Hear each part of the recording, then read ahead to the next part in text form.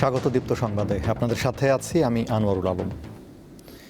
বৈশ্বিক সংকট ও জ্বালানি পরিস্থিতির প্রেক্ষাপটে দেশের শিক্ষা ব্যবস্থায় অনলাইন ও অফলাইন সমন্বিত পদ্ধতি চালুর চিন্তা করছে সরকার। মঙ্গলবার সচিবালয়ে শিক্ষামন্ত্রী একথা বলেন। এ বিষয়ে মন্ত্রিসভার নীতি নির্ধারণের পর্যায়ে পর্যালোচনা চলছে এবং শিগগিরই মন্ত্রিসভা বৈঠকে প্রস্তাব উপস্থাপন করা হবে বলে জানান তিনি। আমরা স্কুল আওয়ারটাকে অর্থাৎ 6 ডেজে উইক করছি। ইন দ্য মিন টাইম আমাদের ফুয়েল ক্রাইসিস, ইন্টারন্যাশনাল ক্রাইসিসের কারণে আমরা ভাবছি যে ব্ল্যান্ডিং করা যায় কিনা, অন এবং অফ আসবে এবং অনলাইনে, সেটা নিয়ে আমরা আলোচনা করেছি এবং সেগুলিকে আমরা বাস্তবায়ন করার জন্য ইতিমধ্যে আমি সার্ভে করেছি। 55% পিপল চাচ্ছে, ইউজার্সরা চাচ্ছে যে তারা যেন অনলাইনে যায়। দেশে জ্বালানি তেল নিয়ে গ্রাহক ভোগান্তি অব্যাহত রয়েছে। রাজধানীর বিভিন্ন ফিলিং স্টেশনে সকাল থেকে মোটরসাইকেল ও প্রাইভেট কার সহ বিভিন্ন ধরনের যানবাহনের চালকরা ভিড় করেন। এতে করে সড়কের একাংশ জুড়ে তৈরি হচ্ছে যানজট, যার প্রভাব ছড়িয়ে পড়ছে আশপাশের এলাকাতেও।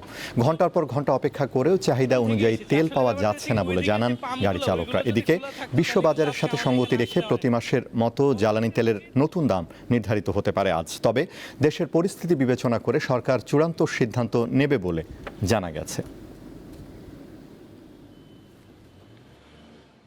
আমি 5টার সময় আসছি, ফজর নামাজ পড়ে এসে লাইনে দাঁড়াইছি। এই তো এখন মনে করি 10টা পার একদম থেকে এসেছি। আসলে ব্যাপারটা হচ্ছে কি, ওই দিকের যে পাম্পগুলো ওইগুলো যদি খোলা থাকতো তাহলে কিন্তু আজকে আমাদের এখানে আসতে হয় না। গভর্নমেন্টের উচিত ওই পাম্পগুলোকে বন্ধ করে দেওয়া, যেগুলো এখন তেল দিচ্ছে না। আগের তুলনায় আগে হয়তো অনেক কিছু বিশেষ মোটরসাইকেল 200-300 টাকা নিত, আর গাড়ির এরকম দিত। এখন সবাই লেভেলে লোড করে দেওয়া, ফুল লোড করে দেওয়ার জন্য এই জন্য চাহিদার বাইরে গেছে জনগণের, মানে হাই হতাশ, পাবে কি পাবে না, এই জন্য সবাই চাচ্ছে যে আমরা তেলটা ফুল করে নেব। রাজধানীর মতো দেশের অন্যান্য স্থানেও জ্বালানি তেলের সংকট দেখা দিয়েছে। বরগুনা ও পটুয়াখালীতে চাহিদার তুলনায় ডিজেল না পাওয়ায় সাগরে মাছ শিকারে যেতে পারছেন না অনেক জেলে। দেশের অন্যতম বড় মৎস্য বন্দর মহিপুর ও আলিপুরের খাপড়াভাঙা নদীতে নোঙর করা রয়েছে শত শত ট্রলার। তেল না পেয়ে গাইবান্ধার পলাশবাড়িতে সকাল 9টা থেকে প্রায় আধা ঘন্টা মহাসড়ক অবরোধ করে বিক্ষোভ করেন মোটরসাইকেল চালকরা। ঠাকুরগাঁওয়ে জ্বালানি সংকটে অনেকে ব্যক্তিগত গাড়ি চলাচল বন্ধ রেখেছেন। এছাড়া চট্টগ্রামের সীতাকুণ্ডে অবৈধভাবে তেল মজুতের অভিযোগে ভাটিয়ারি ফিলিং স্টেশনকে 50,000 টাকা জরিমানা করেছে ভ্রাম্যমাণ আদালত। তৈলে অনেক সংকট, তৈল প্রকল্প সাগরে যাইতে পারি না। 120 টাকা লিটার কিন দিয়া এখন চালানের মতো আমাকে কায়দা দেখি। আমরা ঠিক মতো তেল পাচ্ছি না। মেশিন কিভাবে, মানে মেশিন দিয়ে পানি দিব, চায়না মৌসুম লাগাবো, তেল লাগবাইছি কিন্তু এখন পাম্পও নাই, এখন কি করব? এটা তো একটা বিশাল একটা সমস্যার মধ্যে পড়ে যাচ্ছে আমাদের সাধারণ মানুষ আমরা। রাজধানীর মতিঝিলের শাপলা চত্বরে 2013 সালে হেফাজতে ইসলামের সমাবেশে হত্যাযজ্ঞ, নির্যাতন সহ মানবতা বিরোধী অপরাধের মামলায় সাবেক ডিআইজি আব্দুল জলিল মণ্ডলকে গ্রেফতার দেখিয়ে কারাগারে পাঠানোর নির্দেশ দিয়েছে ট্রাইব্যুনাল। পরবর্তী শুনানির জন্য আগামী 5 এপ্রিল দিন ধার্য করা হয়েছে। এর আগে আন্তর্জাতিক অপরাধ ট্রাইব্যুনালের পরোয়ানাভুক্ত এই আসামিকে গ্রেফতার করে ঢাকা মহানগর গোয়েন্দা পুলিশ। প্রসিকিউশন টিম জানায়, শাপলা চত্বরে হেফাজত ইসলামের মহাসমাবেশে হত্যাকাণ্ডে জড়িত থাকার অভিযোগ রয়েছে আব্দুল জলিল মণ্ডলের বিরুদ্ধে।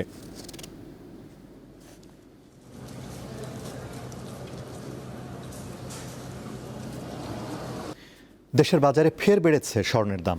এবার ভরিতে 3,266 টাকা বাড়িয়ে 22 ক্যারেটের এক ভরি স্বর্ণের দাম 2,44,711 টাকা নির্ধারণ করেছে বাংলাদেশ জুয়েলার্স অ্যাসোসিয়েশন বাজুস। সকালে এক বিজ্ঞপ্তিতে এ তথ্য জানিয়েছে সংগঠনটি।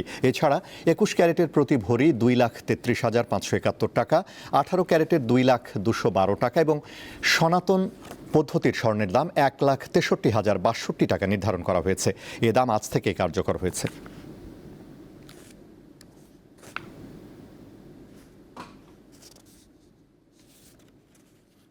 আন্তর্জাতিক ফিলিস্তিনিদের মৃত্যুদণ্ডের বিধান রেখে একটি আইন পাশ করেছে ইসরায়েলের পার্লামেন্ট। এতে দোষী সাব্যস্ত ফিলিস্তিনিদের জন্য মৃত্যুদণ্ড বা যাবজ্জীবনের শাস্তি অনুমোদন করা হয়েছে। তবে এই আইন শুধুমাত্র ফিলিস্তিনিদের ক্ষেত্রেই প্রযোজ্য হবে। সংবাদ মাধ্যম দ্য টেলিগ্রাফ জানিয়েছে, স্থানীয় সময় সোমবার এই আইনের অনুমোদন দেয় ইসরায়েলি পার্লামেন্ট।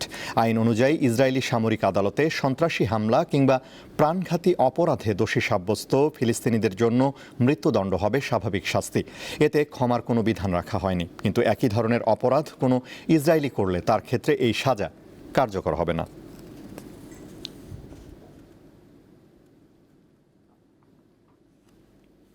হরমুজ প্রণালী পুরোপুরি উন্মুক্ত না হলেও ইরানের বিরুদ্ধে সামরিক অভিযান শেষ করতে চান যুক্তরাষ্ট্রের প্রেসিডেন্ট ডোনাল্ড ট্রাম্প। দেশটির প্রশাসনের কর্মকর্তাদের বরাতে এই তথ্য জানিয়েছে ওয়াল স্ট্রিট জার্নাল। প্রতিবেদনে আরও বলা হয়, গুরুত্বপূর্ণ এই প্রণালীটি জোর করে খোলার অভিযানে নামলে যুদ্ধ আরও দীর্ঘায়িত হতে পারে। এ পরিস্থিতিতে ট্রাম্প সিদ্ধান্ত নিয়েছেন ইরানের নৌবাহিনী ও ক্ষেপণাস্ত্রের মজুত ধ্বংস করা। এদিকে দক্ষিণ লেবাননে হিজবুল্লাহর বিরুদ্ধে লড়াইয়ে নিজেদের 4 জন সেনা নিহত হয়েছে বলে জানিয়েছে ইসরায়েলি সামরিক বাহিনী।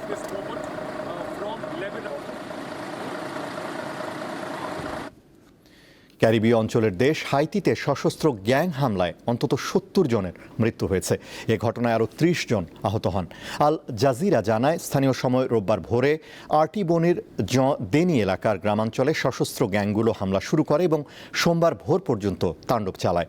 হামলার সময় গ্যাং সদস্যরা বাড়ি ঘরেও আগুন ধরিয়ে দেয়। এই সহিংসতায় প্রায় 6000 মানুষ বাস্তুচ্যুত হয়েছেন বলে প্রতিবেদনে বলা হয়। সামাজিক মাধ্যমে ছড়িয়ে পড়া একটি অডিও বার্তায় সশস্ত্র গোষ্ঠী গ্রান গ্রিফের নেতা লুকসন এলানকে এই হামলার দায় স্বীকার করতে শোনা গেছে।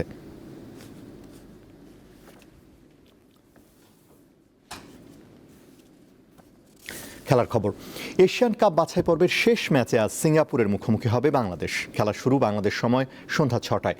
বাছাই পর্ব পেরোনোর স্বপ্ন পূরণ না হলেও শেষটা রাঙাতে আত্মবিশ্বাসী দলের প্রধান কোচ।